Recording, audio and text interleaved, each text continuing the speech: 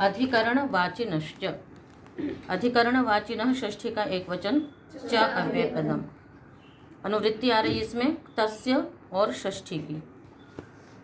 अर्थ होगा अधिकरणवाचिनः त प्रत्ययान्तस्य शब्दस्य प्रयोगे षष्ठी विभक्तिर्भवति। अधिकरणवाची त प्रत्ययान्त शब्द के प्रयोग में षष्ठी विभक्ति होती है। तो उदाहरण है इदमेषां यातम, इदमेषां भुक्तम, इदमेषां शयितम, इदमेषां सृप्तम इत्यादि। तो त प्रत्यय किस में होता है? तयोरेव कृत्यक्त खलर्थाः, भाव और कर्म में होता है, और वो भी भूतकाल में होता है। तो जब भाव और कर्म में त प्रत्यय का विधान किया गया तो अधिकरण में कैसे होगा? तो अधिकरणे च द्रव्य गति प्रत्यवसानार्थेभ्यः। क्या अर्थ है इसका? अधिकरणे है ना, द्रव्य अर्थात द्रव्य गति प्रत्यवसान। ध्रुव अर्थ क्या हो गया? ध्रुव का अर्थ तात्पर्य क्या होगा? स्थिरता वाले, है ना, और गत्यर्थक, उसके साथ प्रत्यवसान मतलब भोजन खाना। इन अर्थ वाली धातुओं से अधिकरण कारक में भी त प्रत्यय होता है। तो इदम एषाम यातम, ठीक है, यहाँ पर जो त प्रत्यय हो रहा है वो किस में हो रहा है? अधिकरण में हो रहा है। तो यातम का अर्थ क्या हो जाएगा?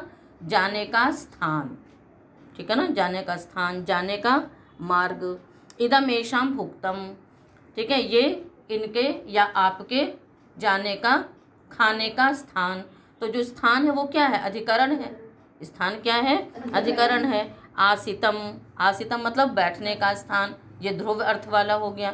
तो इन अर्थ वाली धातुओं से अधिकरण में तब प्रत्यय हुआ तो उसमें क्या हो गया? कर्ता में षष्ठी विभक्ति हो गई। तो इदम एषाम, है ना, ये इनके, जाने का मार्ग, जाने का स्थान, खाने का स्थान। तो इसमें षष्ठी है तो षष्ठी सूत्र से समास की भी प्राप्ति थी, उसका अधिकरण वाचिनाच सूत्र से समास का निषेध हो जाता है। तो इस प्रकार से इस सूत्र से यहाँ पर षष्ठी विभक्ति होती है। अगला सूत्र है न लोकाव्यय निष्ठा खलर्थ त्रिनाम। न अव्यय पदम, लोकाव्यय निष्ठा खलर्थ त्रिनाम, षष्ठी का बहुवचन।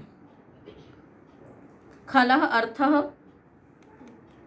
खलः अर्थः इति खलर्थः, खलार्थ नहीं, खल हलंत शब्द है, उसके षष्ठी में बना खलः अर्थ। खल का जो अर्थ खल प्रत्यय होता है, ईशद दुह सुषु कृच्छ्रा कृच्छ्रार्थेषु खल सूत्र से, ठीक है। तो उस खल प्रत्यय का अर्थ तो खलर्थ प्रत्यय हो गए, ठीक है। आगे समास करेंगे खलर्थ एव अर्थो येषाम ते खलर्थाः। जैसे कृत्वोर्थ में आया था उसी प्रकार इसमें भी है कि खल का जो अर्थ वो खलर्थ, और खलर्थ के समान अर्थ है जिन अन्य प्रत्ययों का, वो भी क्या कहलाएंगे? खलर्थ। आगे युच इत्यादि प्रत्यय उसके अंतर्गत आएंगे। आगे समास करिए। लोकंच, यहाँ लोक नहीं है, लश्च उश्च उकश्च। लोक में तीन शब्द है, क्या क्या है? लश्च उश्च उकश्च, अव्ययंच, निष्ठाच, खलर्थश्च, त्रिंच इति लोकाव्यय निष्ठा खलर्थ त्रिनः तेषाम खलर्थ त्रिनाम। तो ये इतरेतर द्वंद्व समास हो गया। अनुवृत्ति षष्ठी की आ रही है। सूत्र का अर्थ होगा ल उ उक अव्यय निष्ठा खलर्थ त्रिन इत्येतेषां योगे षष्ठी विभक्ति ही न भवति। ऐसे अर्थ कर लेंगे, अथवा इसको और विस्तृत कर देंगे। ल उ उक अव्यय निष्ठा खलर्थ त्रिन इत्येतेषां प्रत्ययांतानां शब्दानां प्रयोगे। इन प्रत्ययांत शब्दों के प्रयोग में षष्ठी विभक्ति नहीं होती है। त्रिन से यहाँ पर त्रिन प्रत्यय नहीं लेंगे, अभी तो प्रत्याहार लेंगे। कहाँ से कहाँ तक का प्रत्याहार है? ये प्रत्याहार सूत्र में नहीं है। प्रत्याहार सूत्रों के अतिरिक्त भी कुछ प्रत्याहार बने हुए हैं, जैसे सुप प्रत्याहार है, तिंग प्रत्याहार है। इसी प्रकार से यहाँ पर आप सूत्र निकाल लीजिए। लटः क्षत्रिशान चाह समानाधिकरणे, उसके त्रि से लेकर के त्रिन सूत्र के नकार पर्यंत क्या है? त्रिन प्रत्याहार लिया गया है। ठीक है। तो तदंत प्रत्ययांत शब्दों के प्रयोग में भी षष्ठी विभक्ति नहीं होगी। प्राप्ति किससे थी? षष्ठी की प्राप्ति किससे थी? कर्तृकर्मणो कृति। क्योंकि तृतीय अध्याय के जितने भी प्रत्यय कृदतिंग के बाद अधिकार में तिंग को छोड़कर के सभी प्रत्यय कृदंत हैं, तो उन सब कृदंत प्रत्ययों के योग में कर्ता और कर्म में षष्ठी की प्राप्ति थी। तो इससे अतिव्याप्ति हो रही थी। अतिव्याप्ति का मतलब क्या हो गया कि जहां आवश्यकता नहीं थी उसमें भी प्राप्ति हो रही थी।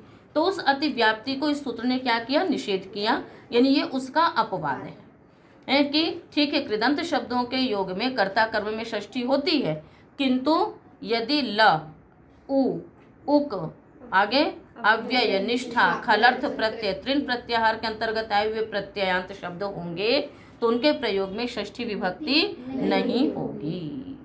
ठीक है। तो अब क्रमशः सबके हम लोग उदाहरण देखेंगे। ल से यहाँ पर क्या लिया जाएगा? लकार के स्थान में जो आदेश होंगे, लकार के स्थान में क्या आदेश होता है? क्षत्रि, शानच इत्यादि। ठीक है, तो वो लेंगे। इस पर से लिट के स्थान पे कानच होता है तो वो लेंगे। उदाहरण है हाँ, पशु भी ले लेंगे। उदाहरण है ओदनम पचन, ओदनम पचमानः, ये सब ल के हैं। कानच ओदनम पेचानः, क्वसु ओदनम पेचिवान, की और किन भी है। पपिः सोमम दधिः गाः, ये सारे उदाहरण के ल के हैं। ल का तात्पर्य, क्योंकि ल तो कोई प्रत्यय है नहीं, लकारों का स्वतंत्र प्रयोग होता नहीं है, अतः जो लादेश है लकार के स्थान में जो अन्य प्रत्यय होते हैं, आप कहेंगे कि तिप तस जीवी तो लकार के स्थान में आते हैं, उनको ले लें, पर वो कृत नहीं है। जिसमें प्राप्ति होगी उसी में तो निषेध करेंगे। तो जो तिंग है, अतिंग से उनका निषेध हो चुका है, इसलिए वो कृत नहीं है, अतः उसमें प्राप्ति भी नहीं है। जहाँ प्राप्ति है वही निषेध करेंगे। आगे उदाहरण है उ, कटम चिकीर्षुः, ओदनम बुभुक्षुः। उक, आगामुकम वाराणसीम रक्ष आहुः, आगामुकम वाराणसीम रक्ष आहुः। अव्यय, कटम कृत्वा ओदनम भुक्त्वा, यह अव्यय है ना, किससे? निष्ठा में कटम कृतवान और देवदत्तेन कृतम। खलर्थ में है ईषत् करः कटो भवता, ईषत् पानः सोमो भवता। तृण में सोमम पवमानः, नटम आघ्नानः, अधीयन पारायणम, कर्ता कटान, कर्ता कटान, वदिता जनापवादान।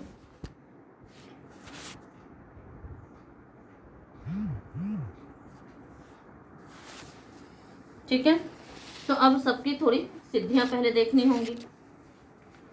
ओदनम पचन, ओदनम पचमान, यहाँ तो क्षत्रि और शानच है। क्षत्रि शानच की सिद्धि आप जानते हैं। लटः क्षत्रि शानच और प्रथमा समानाधिकरणे से क्षत्रि, लट के स्थान पहले हम लट करेंगे पच धातु डुपचश पाके से, उसके पश्चात लट लाएंगे वर्तमाने लट से, लट के स्थान पे क्षत्रि कर लेंगे, पच क्षत्रि। क्षत्रि की भी सार्वधातुक संज्ञा होगी और इसके पश्चात कर्तरी शब्द से शप आ जाएगा। पच अ, क्षत्रि का क्या शेष बचेगा? अत। पच अ अत, अतोगुण से पररूप करेंगे पचत। उसके पश्चात स्वाद्युत्पत्ति, कृत संज्ञक होने से कृतधित समासाष्ट से प्रातिपदिक संज्ञा। उसके पश्चात स्वाद्युत्पत्ति करेंगे। स्वाद्युत्पत्ति करने के बाद उगिदचाम सर्वनाम स्थाने धातुओं से नुम आगम कर लेंगे। नुम कहाँ पर बैठेगा? मिदचुन त्याग पर से अंत्यत से परे होगा। तो पठ नुम त, फिर संज्ञा इत्यादि होकर के पठंत स, हलग्यादि लोप। उसके पश्चात हलोनंतर संयोग से संयोग संज्ञा और संयोगांत से लोप से तकार का लोप करके रूप बना ओदन।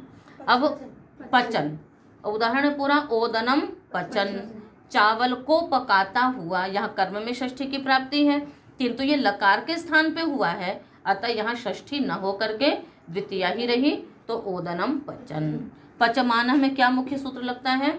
आने मुख। पच अ आन, आने मुख से मुखागम करके पचमान, स्वाद्युत्पत्ति पचमानः, ओदनम पचमानः।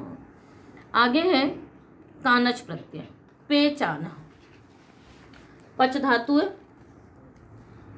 लिट, पच धातु से परोक्ष लिट से हम यहाँ पर लिट लकार लाएंगे, पच आगे लिट, उसके पश्चात यहाँ एक सूत्र लग जाता है लिटः कानच बा। लिटः स्थाने कानच आदेशो भवति विकल्पेन, विकल्प से होता है इसलिए पपाच प्रयोग भी होता है, पेचाना भी प्रयोग होता है। तो कानच हो गया, कानच का शेष बचा आन, पच आन। अब ये है तो लिट के स्थान पे ही, अतः लिट माना जाएगा। स्थानीय वदादेशो नल विधौ से लिट मान करके लिटि धातु अनभ्यास से वित्व कर लेंगे, पच पच आन। पूर्वाभ्यास हलादिशेष प पच आन। इसके पश्चात एक सूत्र लगेगा अतः एक हल मध्य नादे शादेर लिटि। ये सूत्र पहले आ चुका है, नहीं आया है। सूत्र निकाल लीजिए, षष्ठ अध्याय के चतुर्थ पाद में सूत्र है, 120 नंबर का है। अतः एक हल मध्य नादेशादेर लिटि। अतः षष्ठी का एक वचन है, एक हल मध्य सप्तमी का एक वचन है, अनादेशादेहे षष्ठी का एक वचन है, लिटि सप्तमी का एक वचन है। ऊपर इसमें भसो रेद्धा अभ्यास लोपश्च से एत और अभ्यास लोपः की अनुवृत्ति आती है। ठीक है, अर्थ होता है सूत्र का अनादेशादेः अंगस्य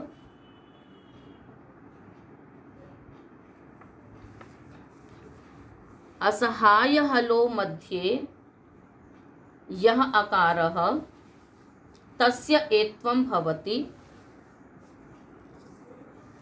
अभ्यासस्य च लोपः लिटि परतः। अनादेशादे रंगस्य असहाय, असहाय अर्थ हुआ एक शब्द का, असहाय हलोह मध्ये यह अकारः तस्य एत्वं भवति, अभ्यासस्य च लोपः लिटि परतः। अर्थ को समझेंगे थोड़ा। सूत्र कहता है कि अनादेशादि अंग का जो असहाय हलों के मध्य में आकार, उसको एत्व होता है और अभ्यास का लोप होता है, लिट के परे रहते।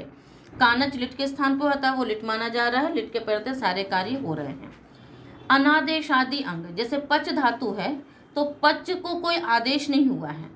कई धातुएं कुछ ऐसी होती हैं जिसमें हम क्या कर लेते हैं, जैसे दुह धातु है अथवा कोई और धातु है जिसमें हम द को धा आदेश कर देते हैं, कहीं पर हा को घ कर लेते हैं, कहीं पर भा को ब कर लेते हैं, कहीं पर जैसे जुहोती इत्यादि हैं। तो बहुत सारी ऐसी धातुएं हैं जिनमें धातुओं को कोई ना कोई आदेश हो जाता है, किंतु इसने कहा कि अनादेशादि अंग, तो ये अनादेशादि अंग, कोई आदेश नहीं हुआ है पच को। और असहाय हलों के मध्य में जो आकार, असहाय का मतलब होता है कि असहाय हल बिल्कुल अकेले अकेले हल होने चाहिए। जैसे पच में इधर प है, इधर च है, बीच में अ है, तो असहाय एक हल है। जो कुछ ऐसी धातुएं होंगी जिनमें संयोग हो, जैसे जक्ष धातु है मान लीजिए, तो जक्ष में क्या है, इधर क और स है और इधर ज है, तो असहाय हलों के मध्य में आकार नहीं है। एक तरफ तो असहाय है, दूसरी तरफ क और स है, तो या तो संयोग आदि और या फिर संयोगांत, कोई भी धातु होगी तो असहाय हल नहीं हो सकते हैं। पर ये दोनों तरफ अकेले अकेले हल है, तो दो अलग अलग अकेले अकेले हल के मध्य में जो आकार, जैसे पच पठ, ठीक है, तो इस आकार को क्या हो जाता है, एत्व हो जाता है और अभ्यास का लोप हो जाएगा। तो अभ्यास का जो पच है उसका तो लोप हो गया, और जो दूसरा वाला पच है उसको क्या हो गया, आकार को एत्व हो गया, क्या बन गया, पेच आन पेचान। इसी प्रकार से आपका रूप बनता है पपाठ पेठतु पेठु। तो ये जो पेठतु पेठु इत्यादि रूप बनते हैं वो इसी से होते हैं। सिद्धि समझ में आ गई आपको? तो यही मुख्य सूत्र है, अतः एक हल मध्य नादेश आदेर लिटि। और लिट लकार की सिद्धियों के लिए सूत्र को, है ना, बहुत महत्वपूर्ण सूत्र है, इसको याद रखना चाहिए कि जो भी अनादेश आदि अंग होगा और असहाय हलों के मध्य में यदि आकार होगा तो एत्व हो जाता है। और इसमें किंगिति की भी अनुवृत्ति आती है ना, तो किंगिति लिटि परतः, कितंगित लिट के परे रहते। तो कानच कित है, इसलिए यहाँ पर हो गया। पेट है तो इत्यादि भी अपित लिट कितवत होता है, अतः वहाँ पर भी हो जाता है, तो कितंगित लिट होना चाहिए। तो पेचाना बना। अब ये पेचाना लकार के स्थान पे है, अतः ल के अंतर्गत है, तो ओदन इसमें क्या हो गई, षष्ठी न होकर के द्वितीय ही रह गई, तो ओदनम पेचानः। अगला है क्वसु, ओदनम पेचिवान। यहाँ पर हमने क्या किया, पच धातु से लिट लकार लाए, लिट के स्थान पे हमने क्वसुष्ट से क्वसु आदेश कर दिया। क्वसु का शेष बच गया वस, का कित संज्ञा, ओ कित संज्ञा, पच वस। उसके पश्चात यहाँ क्या करेंगे, द्वित्व इत्यादि कर लेंगे, पच पच वस। पुनः अतः कल मध्य नादेश आदेर लिटि, कित लिट है और सारी शर्तें घट रही हैं, अभ्यास का लोप और अकार को एत्व, पेच वस। ठीक। उसके पश्चात यहाँ सूत्र लगेगा वस्वे का जात घसाम। वस्वे का जात घसाम, ठीक है। इसका अर्थ है कि कृतद्विर्वचन जो एकाच, वस्वे का जात घसाम, वसु एकाच आत और घस, है ना। तो कृतद्विर्वचन एकाच, द्वित्व करने के पश्चात भी जो धातु एकाच रहे और आकारांत तथा घस धातु, वही अत के स्थान पे जो घस आदेश होता है, इनको, है ना, इनसे उत्तर वसु को इट आगम होता है।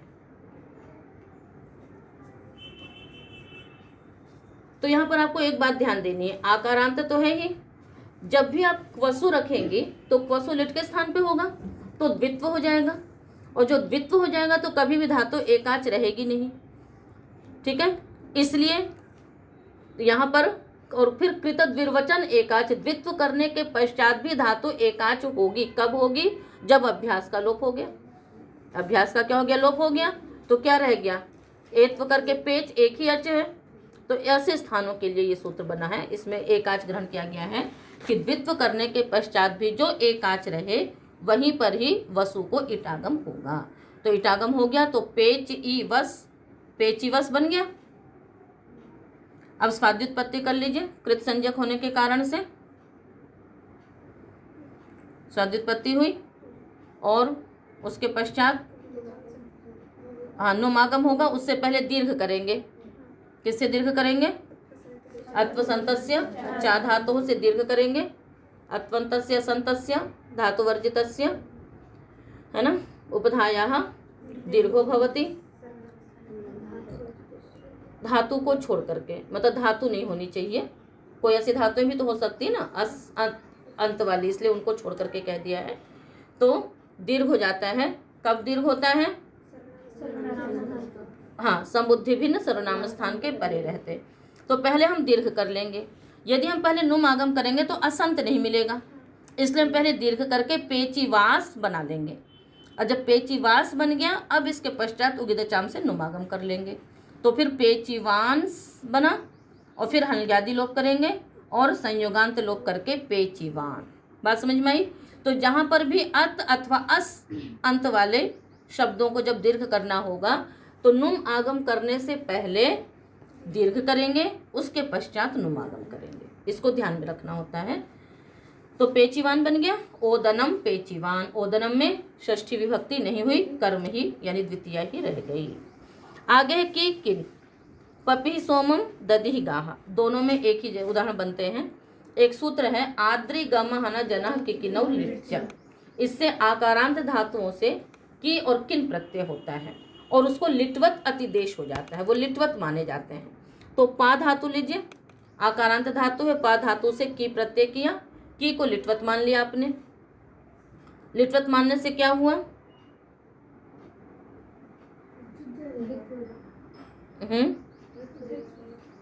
हाँ, लिट्वत होने से द्वित्व हो गया। तो पा पा ई,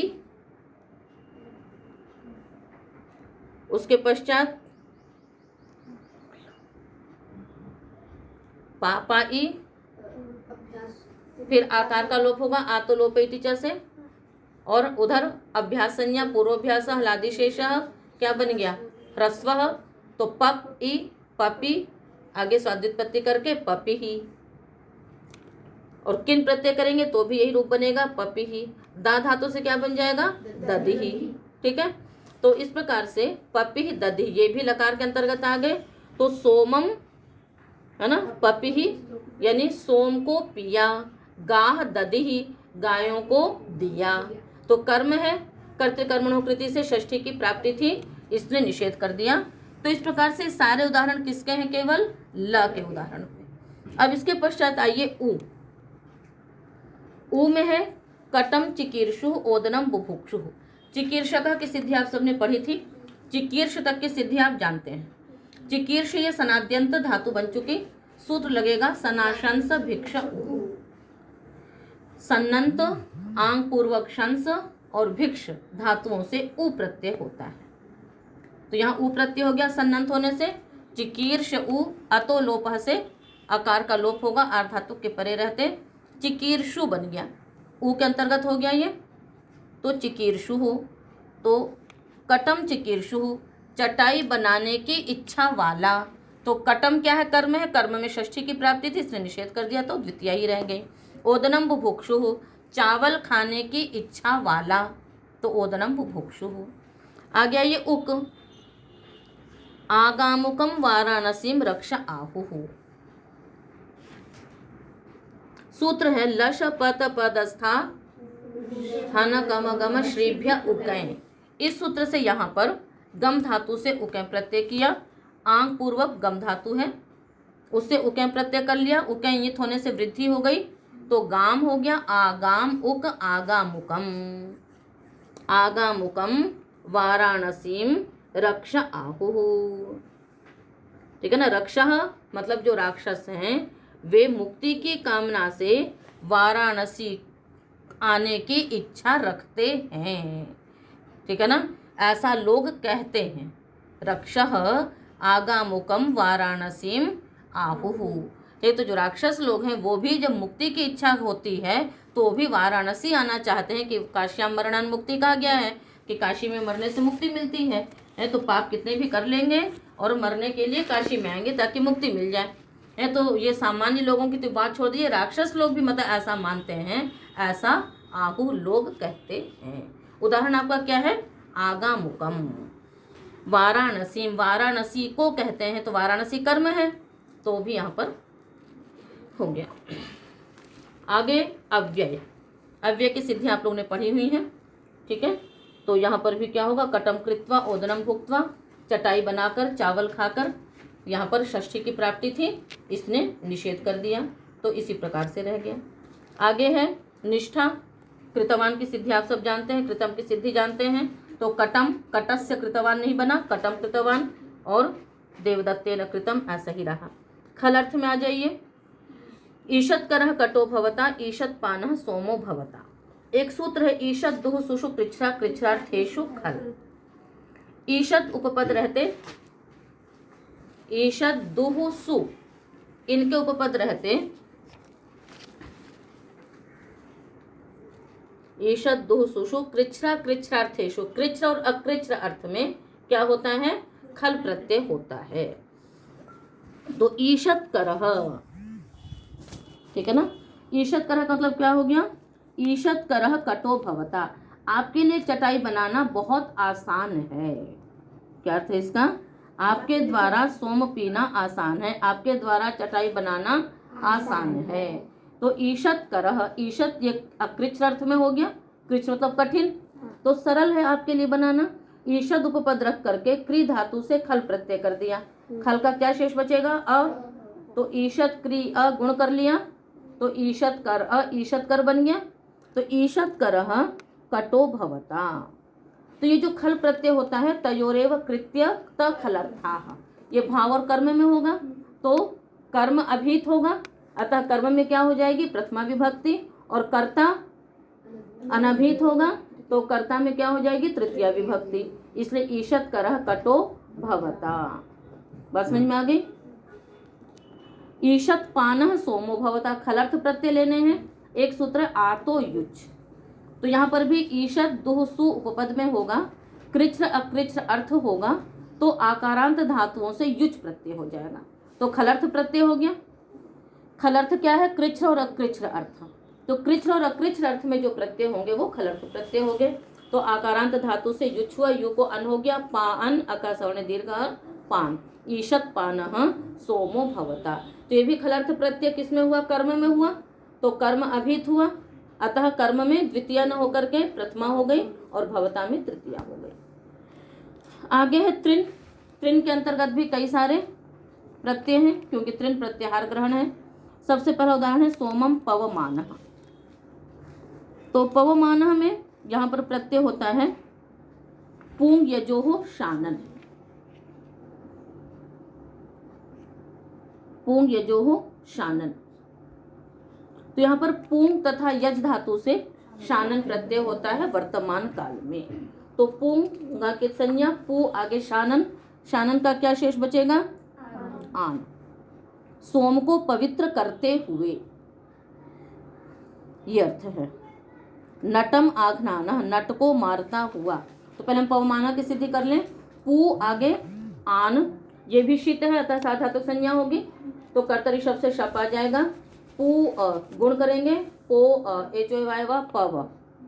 पव आगे आन, आने मुख, आन के परे रहते अकारांत अंग को मुकागम हो गया पवमान। ठीक है। तो पवमान हमें शानच प्रत्यय मत करना। पवमान हमें क्या प्रत्यय हो रहा है? शानन हो रहा है। शानन प्रत्यय हो गया।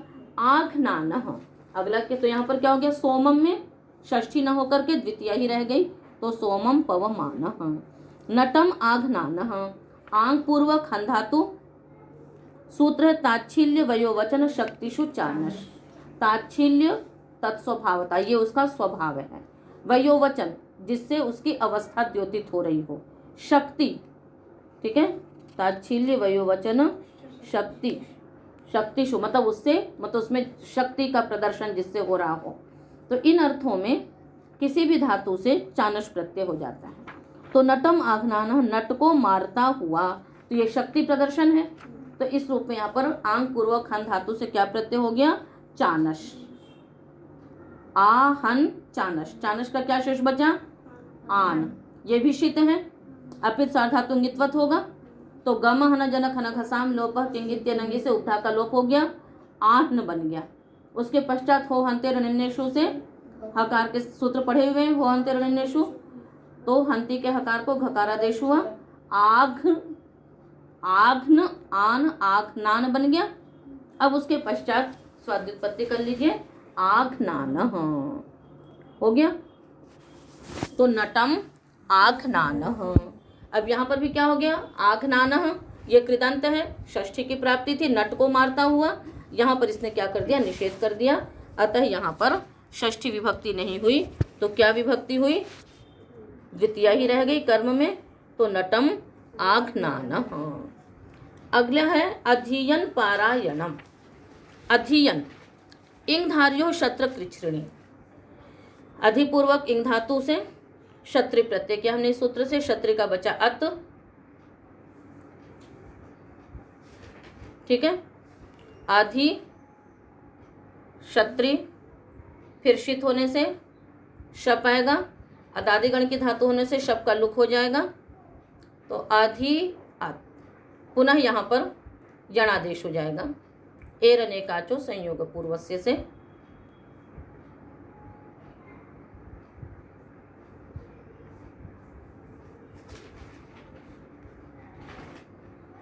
और इधर तो क्या है? आधि ई, तो अधि, ठीक है। और उसके पश्चात इयंग हुआ, तो अधियन क्या बन गया? पारायणम।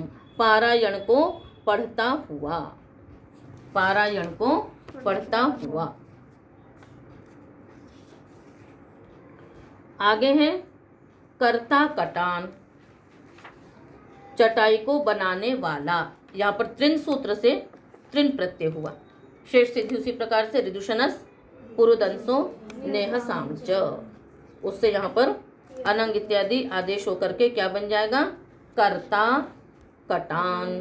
और आगे क्या है, वदिता जनापवादान। जनापवाद मतलब,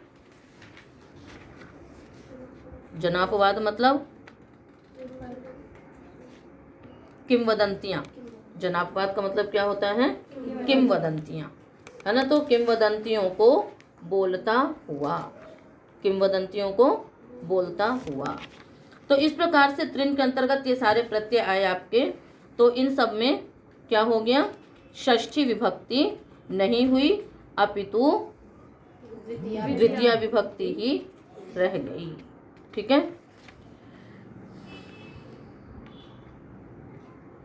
ठीक है।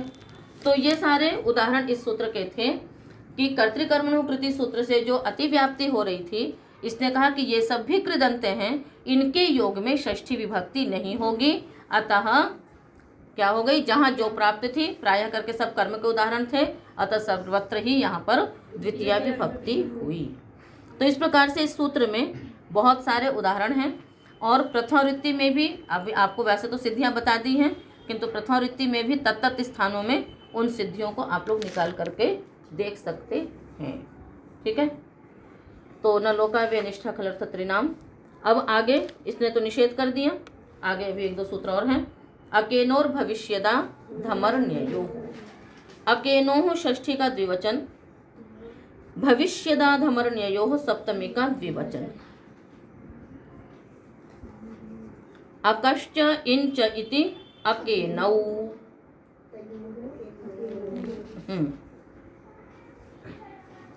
अच्छा, लोक कैसे बन जाएगा, ल उ उक, पहले उ और उक में क्या करेंगे, अका सवर्ण दीर्घ लगाएंगे, फिर आद गुणा से गुण करेंगे, तो क्या बनेगा, लोक बनेगा। ठीक है, अस्तु। समास किया, अकश्च इंचति अकेनौ तयोः अकेनोः भविष्यच्च आधमर्ण्यञ्च इति भविष्यदाधमर्ण्ये तयोः भविष्यदाधमर्ण्ययोः। अधमर्णस्य भावः कर्म वा इति आधमर्ण्यम, श्य प्रत्यय होगा इसमें। भविष्यति आधमर्ण्ये च विहितस्य अकान्तस्य इन प्रत्ययान्तस्य च प्रयोगे षष्ठी विभक्तिर न भवति। भविष्यति आधमर्ण्ये च, भविष्यत और आधमर्ण्य अर्थ में जो अक प्रत्यय तथा इन प्रत्यय होता है, उसके प्रयोग में भी षष्ठी विभक्ति नहीं होती है।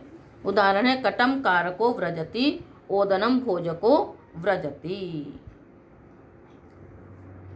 तो जो अक प्रत्यय है, अक प्रत्यय णुल प्रत्यय आया था ना, तुमनुलो क्रियायाम क्रियार्थायाम, क्रियार्थ के उपपद रहते तुमन और णुल प्रत्यय होता है, तो यहाँ पर वही णुल प्रत्यय, क्योंकि भविष्यति के अधिकार में है। क्या अर्थ हो जाएगा इसका, चटाई बनाने वाला जाता है, कटम कारको व्रजति, चटाई बनाएगा इसलिए जाता है, तो भविष्यत काल में विहित है ये अक प्रत्यय। और आधमर्ण्य अर्थ में अक प्रत्यय का विधान नहीं है, केवल भविष्यत में है, इसलिए उसका केवल भविष्यत में उदाहरण मिलेगा। और इन प्रत्यांत का देख लीजिए, ग्रामम गमी, ग्रामम गामी। उनादयो बहुलम के बाद क्या है सूत्र, आगे, हाँ, तो गमी गामी इत्यादि उनादि से शब्द सिद्ध होते हैं भविष्यत काल में, तो ये इन्हीं प्रत्ययांत हैं। तो ग्रामम गमी, ग्रामम गामी, ये भी कृदंत होने से षष्ठी की प्राप्ति थी, इसने निषेध कर दिया। और आधमर्ण्य में है शतम दायी सहस्रम दायी। एक सूत्र है, आवश्यकाधमर्ण्ययोर निनि। आवश्यक और आधमर्ण्य अर्थ में धातु से निनि प्रत्यय होता है ना। आवश्यकाधमर्ण्ययोः, अधमर्ण्य जानते हो ना, ऋण को लेने वाला, तो शतम दायी क्या अर्थ हो जाएगा, 100 रुपये कर्ज चुकाने वाला। तो यहाँ पर आधमर्ण्य अर्थ में निनि प्रत्यय हुआ, सिद्धि करो। ग्रामम गमी में तो कुछ विशेष बात नहीं थी, जब उसको नित्वत कर दिया तो गामी बन गया, वृद्धि हो गई। दायी की सिद्धि कैसे होगी, दा धातु से निनि प्रत्यय करेंगे, दा आगे इन, नित होने से वृद्धि, दा को वृद्धि क्या करोगे, युग आगम होता है, आ तो युग चिण कृतो हो।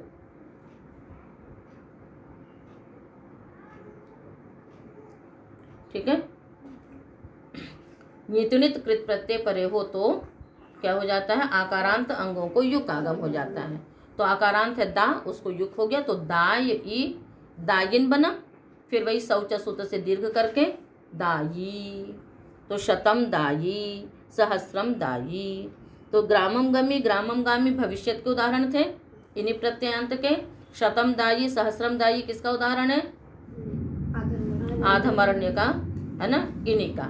और अक का आधमरण्य में विधान नहीं किया है, इसलिए उसका उदाहरण नहीं है, जिसका होगा उसी का करेंगे। तो यहाँ पर भी प्राप्ति थी कर्तृकर्मण कृति से जिस षष्ठी की, उसका इसने क्या कर दिया, निषेध कर दिया। अगला सूत्र है कृत्यानाम कर्तरी वा। कृत्यानाम षष्ठी का बहुवचन, कर्तरी सप्तमी का एकवचन, वा अव्ययपदम। षष्ठी और अनभिहिते की वृत्ति आ रही है। कृत्य प्रत्ययांतानां प्रयोगे अनभिहिते कर्तरी विकल्पेन षष्ठी विभक्तिर्भवति न तो कर्मणि। कहते हैं कृत्य प्रत्ययांत शब्दों के प्रयोग में जो अनभिहित करता है उसमें भी विकल्प से षष्ठी होगी, किंतु कर्म में तो बिल्कुल नहीं होगी, क्योंकि जो कृत्य संज्ञक प्रत्यय हैं उनकी भी तो कृत संज्ञा है। तो कृत्य संज्ञक प्रत्ययों की कृत संज्ञा होने से कर्तृकर्मणो कृति से कर्ता और कर्म दोनों में षष्ठी की प्राप्ति है। इस सूत्र ने कह दिया कि यदि कृत्य प्रत्यांत शब्द हैं तो उनके प्रयोग में कर्ता में विकल्प से षष्ठी हो जाएगी, किंतु कर्म में षष्ठी नहीं होगी। कर्ता में भी होगी वो विकल्प से होगी, और कर्म में तो सर्वथा ही नहीं होगी। उदाहरण बनाइए, देवदत्तस्य कर्तव्यः, देवदत्तेन कर्तव्यः, भवतः कटः कर्तव्यः, भवता कटः कर्तव्यः। तो दिखा दिया कि कटः कर्म है, इसमें षष्ठी नहीं हुई, तो यहां प्रथमा ही हो गई।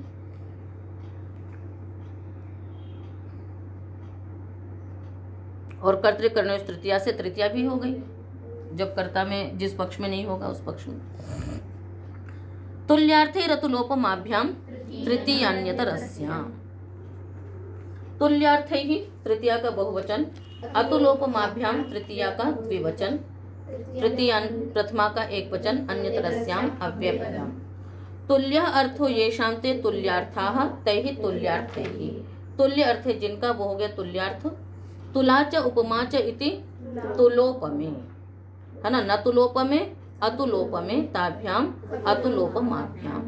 कहते हैं तुल्यार्थ ही शब्द ही योगे शेषत्वेन विवक्षिते तृतीया विभक्तिर्भवति विकल्पेन अतुलोपमाभ्याम। तुल्य, तुल्य का अर्थ क्या होता है, समान। तुल्य अर्थ वाले शब्दों के योग में भी क्या होती है, तृतीय विभक्ति होती है विकल्प से, किंतु तुला और उपमा शब्दों को छोड़कर, तुला मने भी समान और उपमा का अर्थ भी तुल्य होता है, उनको छोड़ करके। उदाहरण है तुल्य देवदत्तेन तुल्यो देवदत्तस्य, सदृशः देवदत्तेन सदृशो देवदत्तस्य, देवदत्त के तुल्य।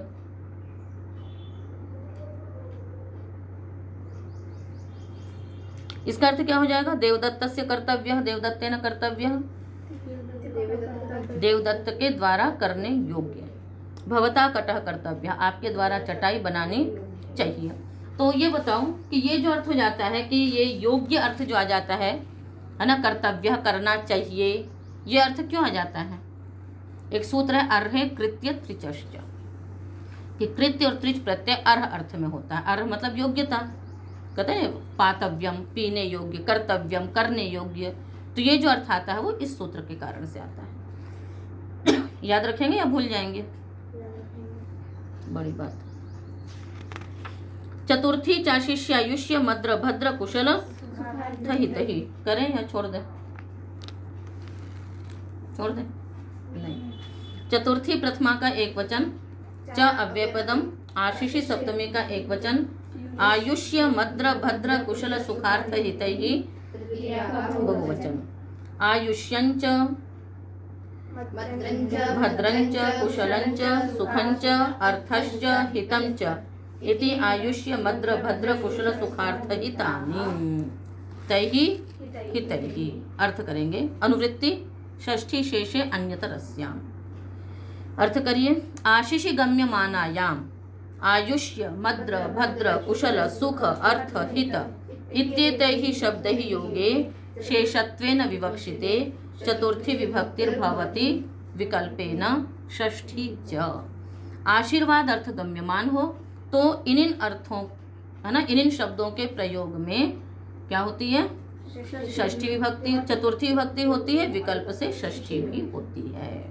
उदाहरण है आयुष्यम देवदत्ताय, आयुष्यम देवदत्तस्य। तो आयुष्यादि नाम पर्याय ग्रहणम, इससे आयुष्य के पर्यायवाची भी ले लिए जाएंगे। तो देवदत्त की आयु बढ़े, आशीर्वाद दे रहे हैं ना। आयुष्यम देवदत्तस्य भूयात्, आयुष्यम देवदत्ताय भूयात्, चिरम जीवितम देवदत्ताय, चिरम जीवितम, ये भी क्या हो गया, आयुष्य अर्थ वाला हो गया, उसके पर्यायवाचियों का ग्रहण कर दिया। आगे मद्रम देवदत्तस्य, मद्रम देवदत्ताय, भद्रम देवदत्तस्य, भद्रम देवदत्तस्य, निरामयम, निरामयम का अर्थ क्या हो जाएगा, भद्र मतलब देवदत्त का कल्याण हो, ठीक है, देवदत्त का कुशल हो। निरामयम देवदत्ताय, निरामयम देवदत्तस्य, निरामयम का अर्थ क्या होगा, निरोग, सर्वे संतु निरामयाः, सब निरोग होवे। तो यहाँ पर भी क्या हो गया, देवदत्त रोग रहित हो। सुखम देवदत्ताय, देवदत्त को सुख हो, सुखम देवदत्तस्य, ठीक है। और उसका अर्थ वो भी ले लो, सुख के जो भी पर्यायवाची हैं, सुखार्थ, है ना। यहाँ पर क्या लिया जाएगा, अर्थ शब्द भी लेंगे और सुख के पर्यायवाची भी लेंगे। क्या हो जाएगा, जैसे शम देवदत्ताय, शम देवदत्तस्य, ठीक है। तो सुख के पर्यायवाची मतलब इन सब में पर्यायवाची लिए जा सकते हैं, आयुष्य का भी, मद्र का भी, भद्र का भी, कुशल का भी, सुख का भी, आयुष्यादि नाम पर्याय ग्रहणम है। तो इन अर्थ वाले जो पर्यायवाची शब्द हैं उन सब का भी ग्रहण हो जाएगा। बस एक शर्त दे दी कि आशीर्वाद अर्थ होना चाहिए।